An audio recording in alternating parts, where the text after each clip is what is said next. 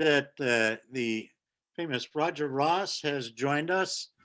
Uh, among his many, many musical and other accomplishments, he has has sung in two more international championship quartets than any of the rest of us. So please give a hand welcome to Roger Ross. Thank you, Fred. Hi, guys. Boy, you guys were ringing some chords. I tell you, that's awesome. How's everybody doing? Good. I hope you're all staying warm up there in Maine. I'm almost embarrassed to say that we were 86 degrees above zero here in Florida today. So We got all the way up to 24. Oh, well, you guys are probably used to that though. Actually, it warmed up today to 24. Maine. So Roger, I had to invite you to say a few things at first to kind of share with us some things that you think would be useful to us, and take as long as you want. And when you decide you've had enough of that, we'll open the floor to questions and answers, if that's okay with you. Yeah, sure, that's fine. It's great to be with you guys. Great to see that you're singing too. I've been asked to sit in a couple meetings, over the past few months, and I really enjoy that. And I'm not sure how much singing some choruses are actually doing other than just meeting and talking and visiting and that sort of thing. But singing is important. Doing it just like you're doing it, along with a recording. And is that a song that is a chorus rep song? And that okay, was that a learning recording done by somebody? Was that Tim Warwick, or who was that? I'm not sure. Okay. Tim does some great stuff. Tony actually does a lot of great stuff. So I sing with the Tampa Heralds of Harmony chorus, and Tampa, I should call it Champa Bay, maybe? Do you think? No? Well, we won the Stanley Cup and we won the Super Bowl, almost won the World Series. So almost the Triple Crown there, I guess, in a way. Well, I want you to know that Tom Brady is only on loan to you guys from us. We'll take him. I was telling the guys the other night in chorus rehearsal, I said, because we had rehearsal right the night after, I said I was so excited that Tom Brady won his 7th Super Bowl that I went out and bought a pet goat. Yeah, I know. Yeah, some of you are shaking your head. Some of you have no clue what I'm talking about, but he is the greatest of all time. Come on, you guys. There's no doubt about that. So, this pandemic has been really quite something for all of us. And I went remote from my office in downtown Orlando, middle of March of last year. So, getting close to a year remote. And we've had a couple hybrid rehearsals over the past couple months.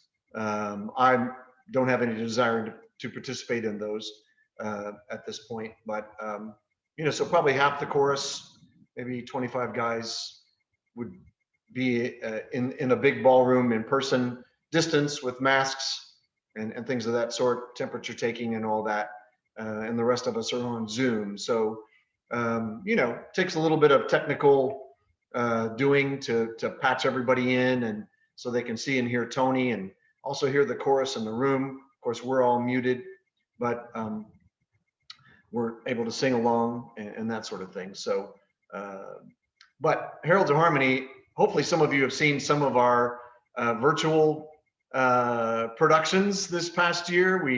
The first one we did was Monster Mash for Halloween. And if you haven't seen that, you need to check it out. It's on Facebook and YouTube.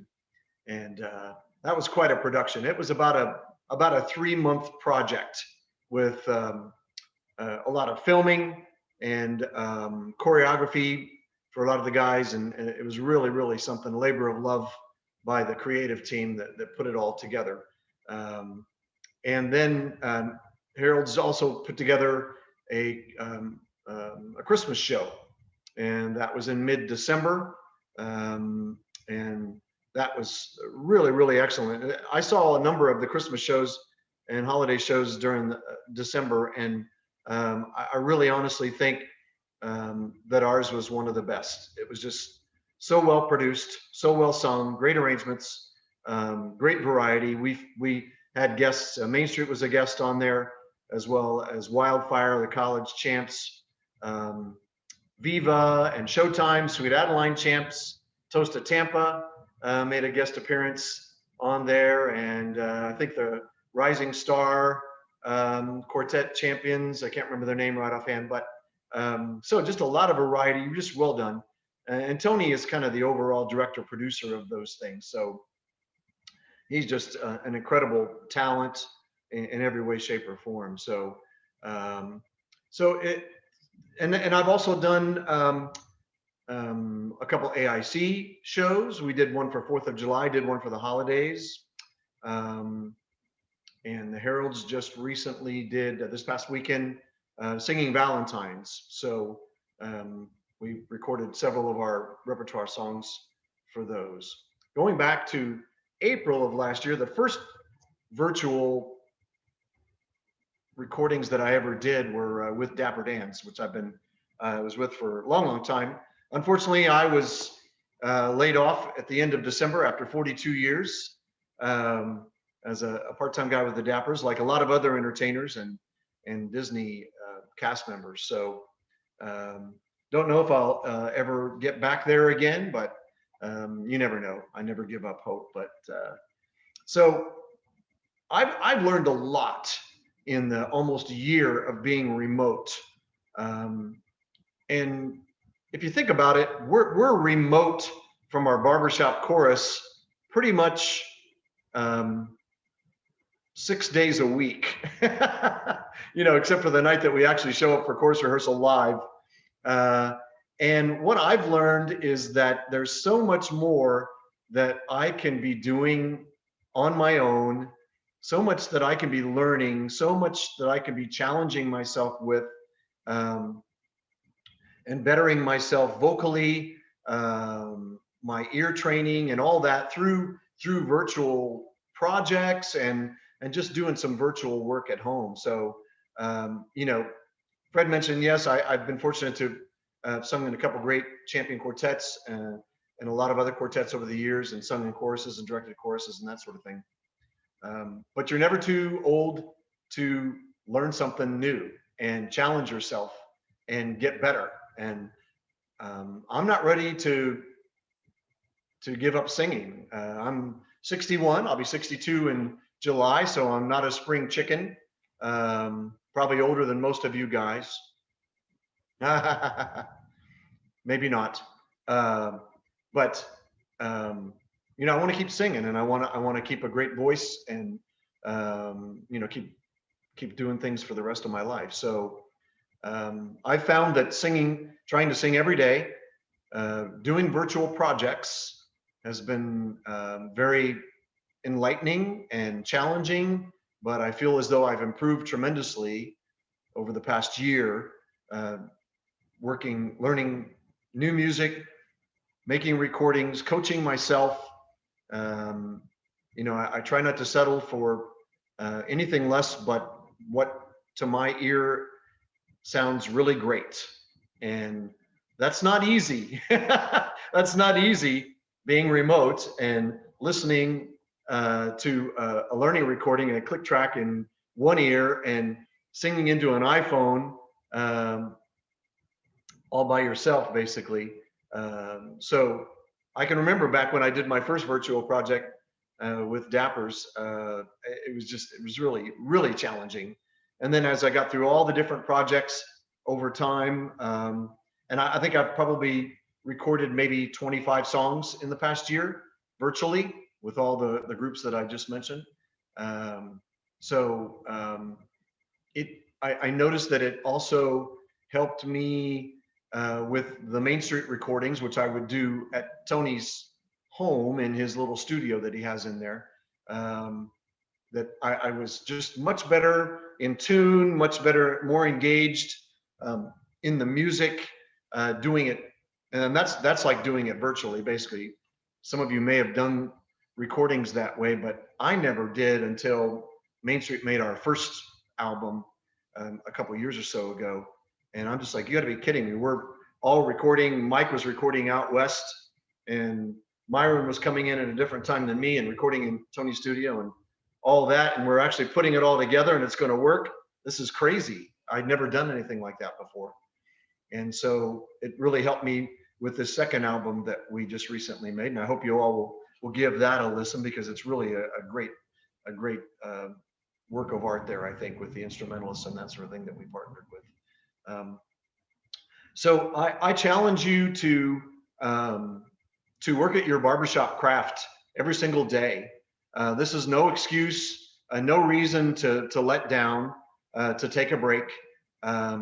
Those who work hard and challenge themselves and improve during these times, whether they be individual singers, quartets, choruses, are the ones that are going to come out ahead after this is all over.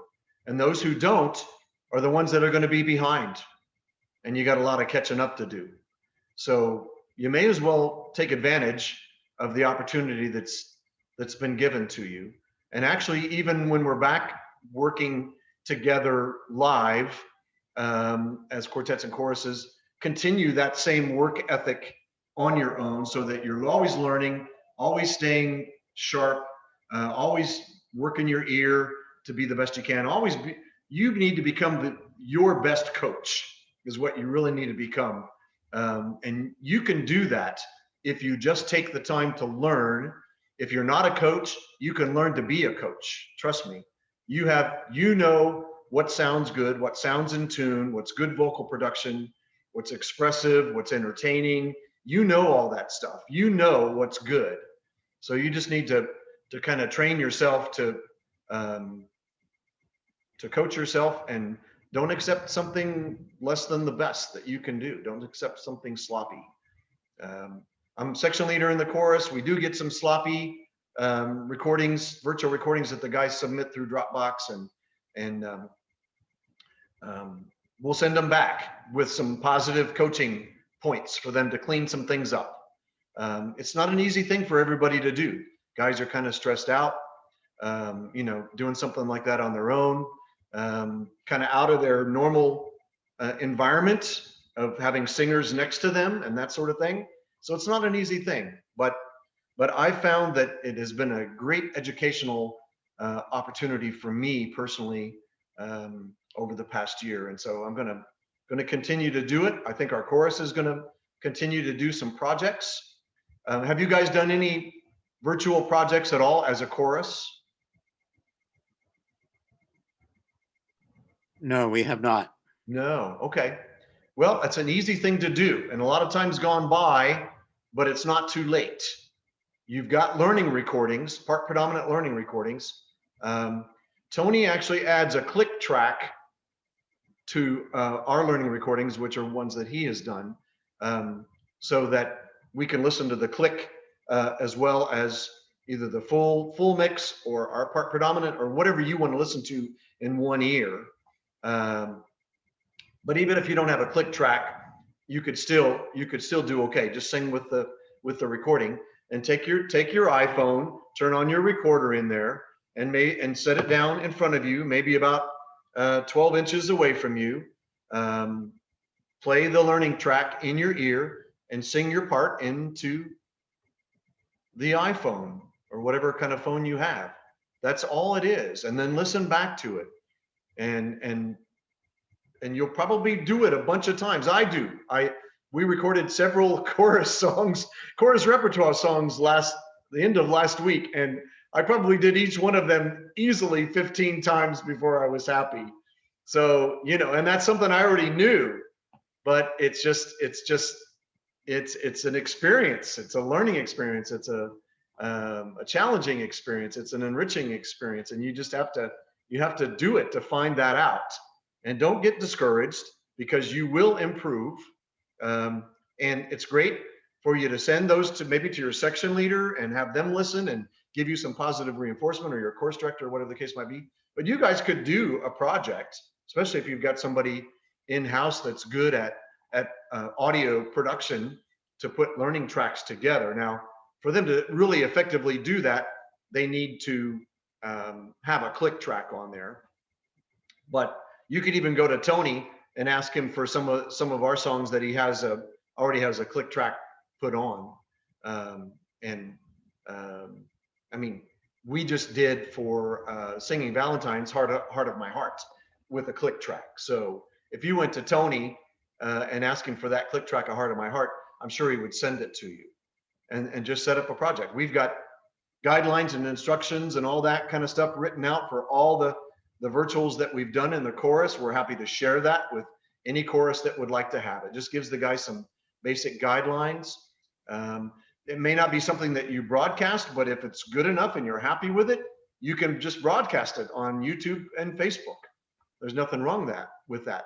But I encourage you to do something good, because there's been a bunch of stuff out there that's really not so good, in my opinion.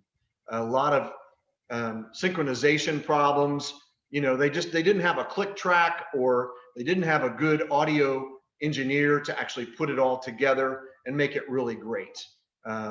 So, you know, if you're going to do a project that you're going to actually broadcast, make sure that you do it right, and that you get an audio engineer who can put it together for you really, really nice. Have any of you seen? Roger, could I interject with a question? Just that you've referred several times to Tony doing a click track, and maybe some of our guys know what that is, but I don't, and I suspect others don't. Okay. Could you tell us what you're talking about? Yeah, sure. Tell you what, I'll play something for you. See if you can hear it. So basically, he'll do a 1, 2, 3, 4 clap. So you'll come in on the number. You'll probably hear it. You could probably come in on 2. So you'll go 1, 2, 3, 4 clap. That allows him to align everybody up, because then the timing after that is all the same. He'll go 1, 2, 3, 4. Heart of my heart. You got the click track. Heart of my heart, I love you. Life would be not without you. So you're hearing the learning track with the click track behind it, both. And you're hearing that in one ear, so that everybody can stay in time. And certainly Tony will clean up any small issues that there might be amongst the recordings. But I mean, like I said, we've done probably with the chorus, maybe 15 songs this year, all the same way. And if any of you've seen any of our stuff, it's wonderful. It's absolutely wonderful.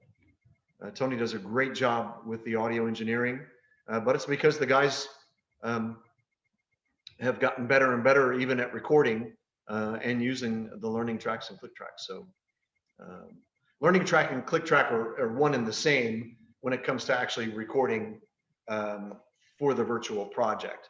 Otherwise, we would have normal part predominant learning recordings, like like the Tim Warwick recording that you guys have. So I encourage you to consider that. We're probably going to be remote for a while longer, and again, it's never too late. And if you try something simple, it's very engaging for the guys, and they'll learn a lot from it. It's a great experience. Roger, when you tape yourself, and when I tape myself, I don't like what I hear. None of us do. I don't either. Okay. I hate the way I hear. I sound a lot of times, but I've come to enjoy me more over this past year. It might take me 10 or 15 tries before I'm happy with it, but that's okay. I get it to the point where I'm happy with what I'm hearing, and it's in tune, and it's better than I did a year ago when I did my first virtual project. So that's okay. That's totally fine. In fact, that's a big reason for doing it, is because a lot of us don't necessarily enjoy listening to ourselves. And that's true with me today. I mean, fortunately, Tony does a little engineering to make the quartet sound great. But just the raw recordings wouldn't be any near quite that good. But yeah, that's true though. It's true. It's tough to listen to yourself. Another thing I realized too, and Tony and I have had some discussions about this. Tony's a great soloist. Many of you may be great solo singers. I've never been a soloist. I've been a barbershop for 50 years now, but I've always been an ensemble singer in quartets and choruses. And so I've always kind of shied away from singing solos, you know, whether it be in church or anything like that, just because that's not been my thing. I don't, like you said, Dwight, I don't like listening to myself. I don't like the way I sound as a solo singer. I don't feel like I have any style as a soloist.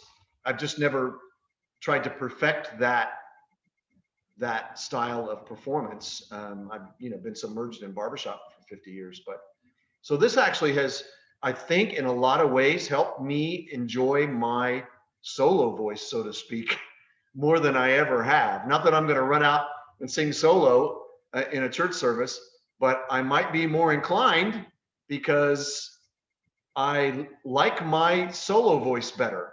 And when you're recording on this all by yourself, that is your solo voice. I mean, as much as it can be in barbershopping. So this past year has really enlightened me that I can be better as a vocalist, as a solo vocalist, which makes me an even better ensemble vocalist. So my recording session for this second album for Main Street was eons better than the first album, where I was just a fish out of water doing that like that. I've always made, Keepsake made our recordings with the four of us in a circle with microphones in front of each of us. So, it was just like singing with the quartet in a rehearsal practically, although we were spread apart a little bit more.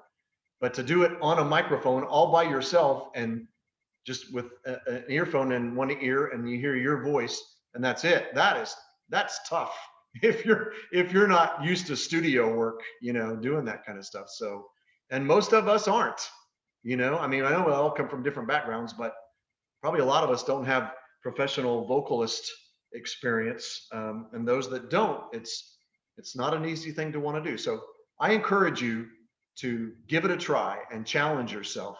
And I believe you'll be happy that you did it. You got to have some patience, and you got to coach yourself, learn how to coach yourself. And Dwight, certainly you, and I'm sure many others, if you don't like what you're hearing, you know why.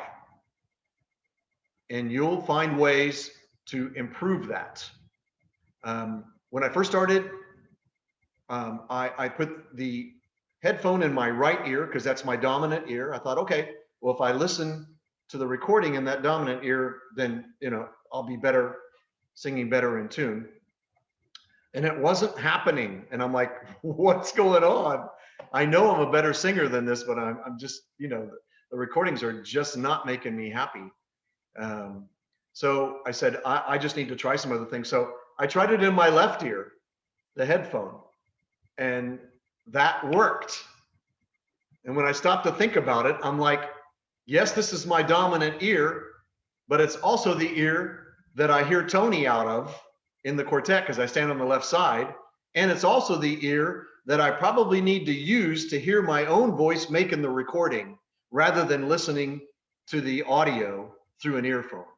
So that was experimenting that I did on my own because it just wasn't happening for me. So you need to try some of those kinds of things, and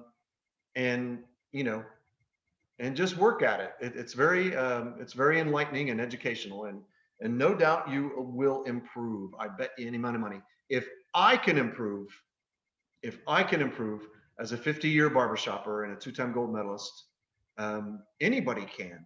So I'm sold on it as being something really great that even when we start getting back to chorus, I'm gonna continue to work at home more than I used to. Used to sing in the car all the time, but now I don't drive back and forth to work every day. For the past year, I've been at home. So, That's my problem too. I used to go back and forth to work about 70 miles. I had all. That's great time to learn, I tell you. and to vocalize and all that kind of stuff. So, and then, my Dapper Dan gig came to an end, close to 2 months ago. And I was going out there a couple weekends a month for 40 years.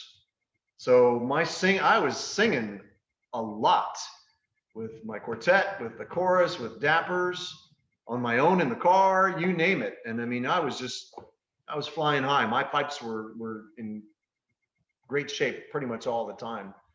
So now things have changed. Don't have the chorus live. Quartet's not getting together. We're not doing any shows. We have no shows. Canceled most of our shows for last year after February.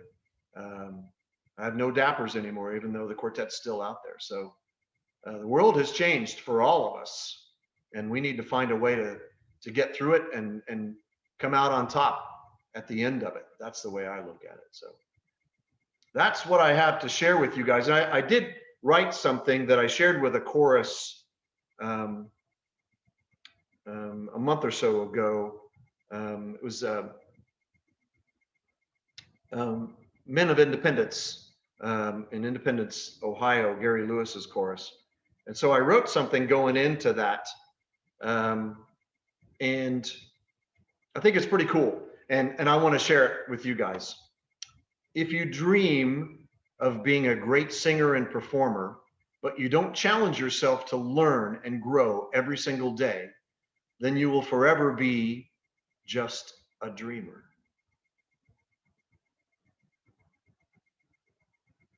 So I hope that connects with some of you, hopefully all of you.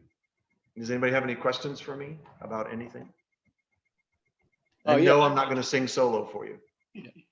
If you can hear me, I'd like to just make one comment. Okay, everybody hear me? Yes. Okay. I can't see who you are, but tell me who you are. That's not important. But what I want to make a comment to get back to the recording thing was I've done a little bit this winter, in the past year myself. And I found at first it was very intimidating to just stand up there and sing into this thing. I'm thinking all kinds of things about singing and everything except just singing. It took me plus I hate the sound of my voice like everybody else. I mean, but I'm really terrible. But too, John. I found it very intimidating, and I had to force myself to go do it and do it and do it. Even though my wife was out of the house and nobody was listening, I found it intimidating. And the more I've done it, the less intimidating I get. But anyway, I just thought I'd make that comment. I hope you don't mind. Yeah. Not at all. Over time, have you come to like your voice more? Well, I'm not sure if I like it more or if I'm just getting used to it. But I think getting back to what I said, as I'm singing, I'm less intimidated, and I just sing instead of thinking about, this mouth shape and where I'm looking, all that stuff. I think I'm getting more comfortable with it. I don't know if I like it more, but I'm more comfortable with it, so it just doesn't scare me quite so much. Well, it sounds to me like you are your own worst critic, which we all are, and we all should be, in my opinion. Yeah. That's the only way you're going to ever get better. And I think it's probably a combination of, maybe you're getting used to it, but I think you're also improving at whatever rate you're improving, and you're smart enough to know when it's better. So, don't let yourself off the hook just because you're getting used to it. Make sure that you're happy about it because it's improving and it's getting better. And just continue to challenge yourself. And trust me, it will improve. It just will. I think what's helped me a lot is I've never been a solo singer. So, other than singing in the car, that's different because I've got all this sound around me, and I crank that sucker up and I'm inside that sound and all this kind of stuff. You're only in your sound for the most part doing these kinds of things. And so you need to develop your own sound. And so just keep working that. That's great. I love to hear that. I love to hear that at least there's hope that something is getting better. That's awesome. Well, I'll hang in, and thank you very much. Yeah, you're welcome. I wish I knew your name. But I'm John. Well, hi, John. It's nice to meet you. Yeah, nice to meet you. Do you want me to take the spotlight off so you can see more of the guys? Yeah, that would be fine. Sure. I certainly don't need to see me. Ah, who is that? That's you, Fred. I don't want to see you. Take it off the So- speaker thing. Give me the, Oh, well, that's up to you. oh, that's up to me. I thought yeah, because he changed me earlier. My bad. I got you. you can do it in gallery view. I did. I just took care of that. Hi, Roger. I had was wondering if your sense of tuning has changed between being with other people and with only having your own voice. Do you have a sense, does it change once you get back with other people, or do you find that your sense of tuning of yourself with other notes is Well, comparable? definitely my tuning has improved with all the work that I'm talking about. No doubt about that. And that's where I've noticed, especially with the recordings, but also in Tony's studio for like the Main Street album and all that, it's much better than it was a couple years ago making our last recording, but also in some of these other virtuals that I've done this past year, I've actually recorded at his studio too. So like Monster Mash, I recorded some vocals for that, for the Harold's Christmas show and for the AIC Christmas show. I actually recorded those at Tony's too. So only some of the chorus things I did as virtual with my phone. But each time, over these many months, each time I went in, I was better. I was more in tune. And Tony was saying, wow, that's great.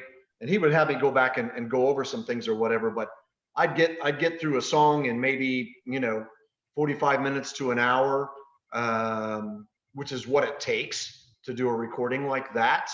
Then, so probably half the time that I was doing it, before this past year. So, but as far as singing with people, I've yet to, well, I shouldn't say I've yet. I've sung a couple Dapper Dans outside of Disney are known as the Humdingers. And we had a couple gigs end of last year. Those were kind of hard to tell whether, because you're with singers that you're not always with so much. But, I have thought about that. And I'm kind of anxious for Main Street to get back live again someday, just to see if all this work is going to make me a better singer in my quartet. I really have a feeling that it will. So I'm anxious to do that. And same with the chorus. And hopefully all of our guys in the chorus are enjoying the experience like I am and feeling as though they're improving, so that when our chorus gets back together live, will be a better chorus for it too. Like I said, those that do some work during this pandemic, I mean, not everybody gets to live through a pandemic, so we may as well make the best of it, right? And, in barbershop, we're singers. If you stop singing, then you're not much of a singer anymore, probably. So. In your right ear when you tape, are you listening just to your part, or are Sorry, you? I can't hear you, Dwight. Are you listening to your part? That was a joke. Okay. Everybody's just like, I'm so kind of slow. I'm up here in Maine, what's Dwight's question? Everybody's like, so glued. Basically, when you put that thing in your ear and you're listening to your part, or are you listening, or Well, you're listening to the learning track, yeah. either the full mix, or you can listen to your part predominant, as Tim has recorded it for you. Mm-hmm. Yes, not just you, no. And Yeah, okay. that's a trial and error thing there too. I've listened to the full mix. I've listened to tenor predominant. I've listened to lead predominant, which is what I hear in my quartet. I've tried them all, depending on the song and, how quick we had to learn it or whatever the case might be. Some of the songs I had 2 days to get familiar enough with it to where I could sight read it and record it, which is not a lot of time. And I'm not used to doing that. But, once I got that learning recording from Tony, I'm like, okay, boy, I need to start cranking this thing 24/7 practically, looking at the sheet music in order to to be able to, you know, read it and sing it as if I've always known it. So have any of you picked up the Main Street newest album? Anybody? And it's okay if you haven't, because hopefully after this you might go do it, because it's really great. It's really great. And we do some, it's all Buffalo Bills stuff, mostly rearranged or partially rearranged by Clay Hine. And for those of you that are Buffalo Bills fans and know of their Buffalo Bills and Banjo album or with big band and those types of things, we don't do any big band stuff, but we actually had some great professional musicians here in the Orlando area, and there's a lot of them actually record those to do with us. So they're not just tracks that you find online somewhere. Those are actually real people and amazing musicians. So so I hope you'll check that out. But yeah, it depends on the song for me. I think when I had more time to learn them, I enjoyed lead predominant in the learning track. So when I went into Tony's studio, I said, yeah, just kind of bump you up a little bit, Tony, because that's what I'm used to. That's where I'm at my best. Singing in a quartet is when I've got lead predominant in my right ear. But I was listening to it in my left ear. I'm listening to myself in my right ear when I'm recording. So, but same effect. So, a great question. You guys are so quiet. Well, I'll talk to the quiet here. This is Fred. I did want to echo what John said a little bit. I have been doing a fair amount of recording lately just because I miss singing with the quartet and I miss singing with the chorus live. And like John, I found I don't like at all, one bit, listening to my own voice. I think, geez, that sounds like Donald Duck, you know, but I have found as I record it and record it and record it and listen over the course of time, each time I go through the recording session, I hear a little bit of improvement. And it's not a huge leap, but after I've done it 100 times, those 100 little improvements add up to a pretty significant improvement. Sure they do. Sure they do. And I've been encouraged by that. I still don't like listening to my voice one bit, but I can hear the difference. I also found that my ear has become more sensitive, and subtle tuning errors that I would not have noticed when I first started recording a given piece. X number of weeks later, after 100 intermediate recordings, I find I hear a lot more things than I did the first time through. Yeah, that's a great testimonial, Fred. And I think it's just because we're kind of out of our normal element, which is allowing us to really learn some new skills. It really is, you know, for those of us that just sing in quartets and choruses, and I've directed choruses and that sort of thing. And, you know, we're using our ears and our voice constantly. But working at home, doing virtual projects or virtual learning is a slightly different set of skills that we really haven't worked on probably for a long, long time, if ever. So, yeah. So it's really, I wish we didn't have the pandemic, but I'm really, really glad that I'm involved in a chorus and a quartet and the AIC and that sort of thing, who are all doing virtual virtual projects that has allowed me this opportunity to experience all of this growth and learning. So I'm very, very fortunate. So Roger, I had a question. You know, with the quartets that you've been in, I'm sure, you know, many years of experience and lots of road time, there must be plenty of barbershop stories to go around. Maybe you'd share some. Oh gosh, related to anything in particular? Because that's a lot of road trips. Yeah. Oh, just, anything that might be a fun or different or borderline inappropriate experience. Well, the first thing comes to mind is, I just kind of have to pinch myself all the time because, growing up, I was around 10 years old when my dad got me into barbershop up in Indiana.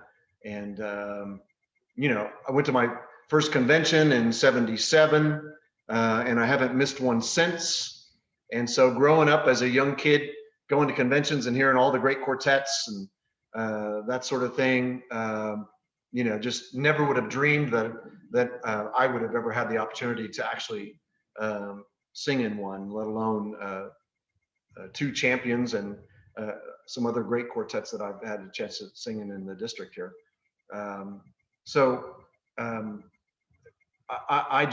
I treat it as an honor every day and every time I'm out doing a show or amongst barbershoppers or our barbershop audience to be a professional and be respectful and always be humble and be thankful for what I've been able to achieve, with other people. And I think, all the traveling that we have been able to do, I believe I've been in every state, performed in every state, with exception of Alaska. I went to Alaska for the very first time on a cruise back in fall of 19, but I've yet to do a show in Alaska. So, but I think I've sung in every other state, including the great state of Maine, and been to a number of countries in Europe as well as Asia, and quartet Keepsake took a trip to New Zealand and Australia. So a lot of great overseas trips because of barbershopping and singing in a great quartet. So just a lot of wonderful memories, I think. And, just all those sharing them with guys that, you love and you just love to be with and sing with, which is why we quartet, it's been really amazing. I don't want it to end. Hope it keeps going for a long time. And if and when Main Street's done, I hope I can jump into another quartet if they want to sing with an old guy. So, but thanks for the question. Appreciate it, Mike. Well, Keepsake was one of the first quartets that I heard when you came up to Waterville, Maine. I remember that show. Ed Hartley was the director there. Yeah. And what struck me the most is I had gone out and bought a CD of the quartet that I hadn't heard before. And I was just absolutely blown away that the sound that the four of you produced from that stage was better than what was on the CD. It's just it's amazing. You're really I'll let Tony and Joe know that because they mixed it. Just that is stuck with me for the 20-something years that I've been doing this. So wow, how cool! Well, thank you for that. Concert, so. As I recall, it snowed when we were up there, did it not? Yep. Yep. It does do that up here. Yeah. It was beautiful up there. I think that's maybe one of my only trips to Maine, so it'd be great to go back there again someday.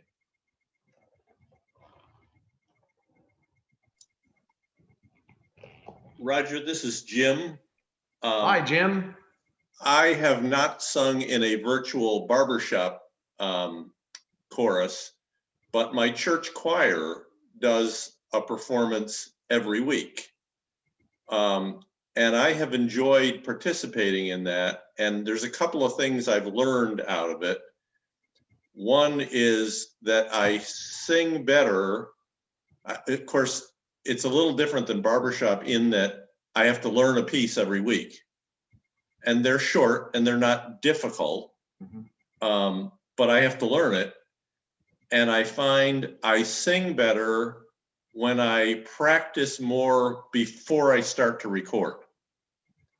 I started out doing 12 or 15 recordings until I could get one that I was satisfied with. I find now I probably do 10 or 12 repetitions without recording, and then I can usually get one I'm satisfied with in 5 or less. And the other thing that I've learned about myself is I have more motivation when I know there's a deadline and this is going to be performed publicly. Sure. So, you know, we get our music on Friday and Tuesday at noon. I have to have it in. Right. And some days, some weeks I've got it done Saturday morning. Some weeks I'm doing it at 10 o'clock Tuesday morning. But somehow the motivation is created for me by, I got to get this done, and I'm going to see myself performing this, and I better be happy with it. No doubt. I think a lot of us work well under pressure, Jim. Yeah. So, you know, having those deadlines and that challenge, that's just part of the challenge, I think, to get it right and actually focus on it and work on it and make it happen. So, yep. Great. That's awesome. That's good to hear. That's keeping you busy. Yeah. Yeah. It exercises my vocal apparatus a little, you know? Sure. Sure. Yeah.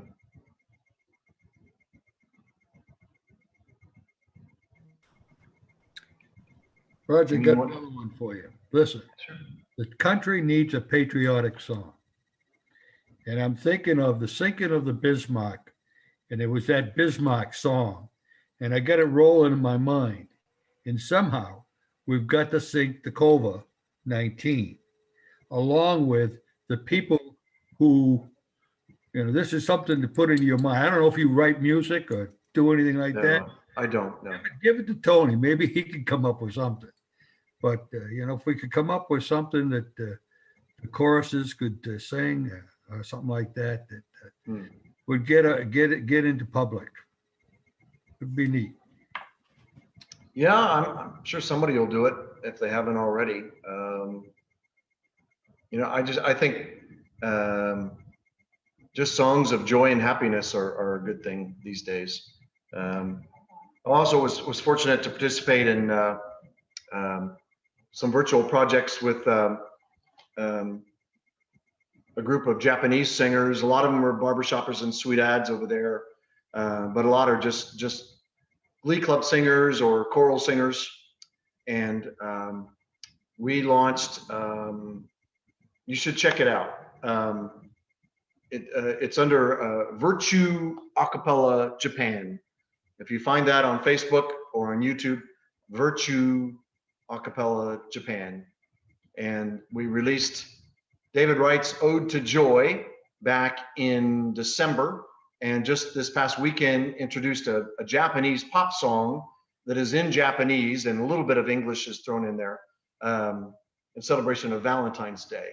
And so the Ode to Joy is approaching 11,000 hits on Facebook and maybe, I don't know, maybe 4,000 or 5,000 on YouTube. And we launched the second one. It's called My First Kiss this past Saturday, and I think it's so that's been Saturday, Sunday, Monday, not quite 3 days, and I think it's over 3,000 hits so far. In fact, if you have time and want to see that, if somebody can share their screen and go to YouTube and find it, let's watch it.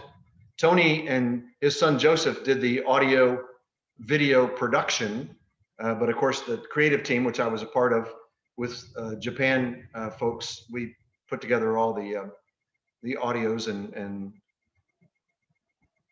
all that kind of stuff. Somebody have access to share their screen?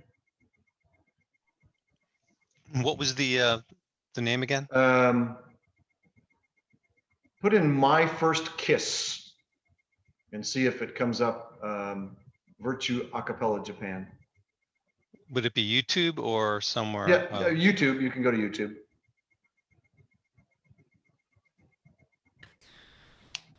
While he does that, as somebody who doesn't live in Maine, hello, Sebi. How are you? I'm going to stick my 2 cents in here. One, to say hello to you, Roger. Two, to ask a question. Hawaii is included in that list. Having sung in Hawaii, Mm-hmm. yes, I have. Keepsake did the Hawaii Oahu chapter show there. Cool. And then the Stayed third at Hank thing, Hammer's house. Yeah. the third thing, which actually, because Dwight reminded me of something, in the 2019 convention in Salt Lake, Vocal Majority, again, it's on YouTube. The Vocal Majority gave a gift of a song to every chorus competitor called Hymn to Freedom. It's a short, like, one pager. It's on YouTube. Just type in Vocal Majority Hymn to Freedom. Give it a listen, but maybe. Yeah, I remember that. I think the whole arena sang it together, didn't we? Yeah, so maybe that's something that's up your alley. But he said it. It reminded me of something, and Yeah. I don't go here. I go to Connecticut, but I figured I'd pipe up and say that. So I'll shut Nice up. of you to stop in, sir. And we had a great time doing your show back in January of 2020, right before everybody got locked down. November of 19, but I'll take it. Was it November? I thought it was January, no? Are you sure you were there? I was busy having a heart attack, but otherwise, yes, I was there. So I found it for you if you want me to. Yes, yeah, share it with the guys. This is really cool. 1, 2, 3, 4. 眠れない夜夜君のせいだよ先別れたばかりなのに耳たぶが波に燃えている波にやったよ初めてのチュー君とチュー I will give you all my love なぜか優しい気持ちがいっぱい初めてのチュー君とチュー I will give you all my love 涙が出ちゃう男のくせに be in love with you loving you デートコースはもう決めたんだ明日の夢が膨らんでくるこの愛を波にいつまでも波にきっとさ初めてのチュー君とチュー I will give you all my love なぜか優しい気持ちがいっぱい初めてのチュー君とチュー I will give you all my love 涙が出ちゃう男のくせに be in love with you with you with you I will give you all my love all my love